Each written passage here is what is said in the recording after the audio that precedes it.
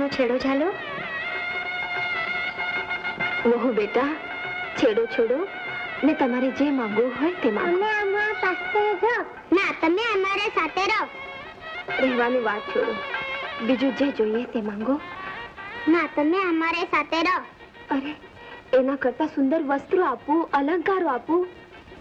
હા, હારજો, કેટલું સુંદર છે, તને બહુ ગમશે, તને બહુ શોભશે. લે આપું.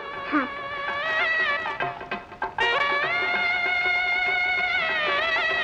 બોલ નાની બહુ બેટા, તને કેવા અલંકાર આપું? તમે અમારા સાથે રહો. હું તમારી સાથે નહીં રહી શકતી. બોલો, બીજું કંઈક માંગી લે. તમે અમારી પાસે રહો. હું તમારી સાથે નહીં રહી શકું. બીજું કંઈક માંગી લે. તમે અમારી પાસે રહો. અરે, આને કોઈ સમજાવો. હું અહીં નથી રહી શકતી, નથી રહી શકતી. માં, હવે અમને છોડી ના જતા.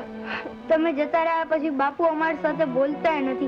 હવે કોની પાસે લાડ કરીએ? બેટા, માં, બેટા, મને જરાય ગમતું નથી. રડ્યા કરું. બેટા, હવે તું કાંઈ જતી નહીં. પણ હું અહીંયા રહી શકું એમ નથી.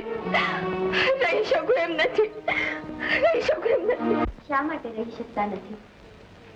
તમારા કુંવરો તમને રોકે છે. તમારા કુંવરોની વહુ એનો હક માંગે છે. અરે, તમારા પતિ તમારા માટે તરફડે છે. તમે સર્જેલો તમારો સંસાર તમને વિંદવે છે. છતાંય તમે શા માટે નથી રોકાઈ શકતા? બંધન છે. કોણે બાંધ્યા છે? દેવરાજ ઇન્દ્રે. તોડી નાખો એ દેવના દીધેલા તમામ બંધનો. આ સૃષ્ટિ છે. અહીં સંસારના બંધને તમે બંધાયેલા છો.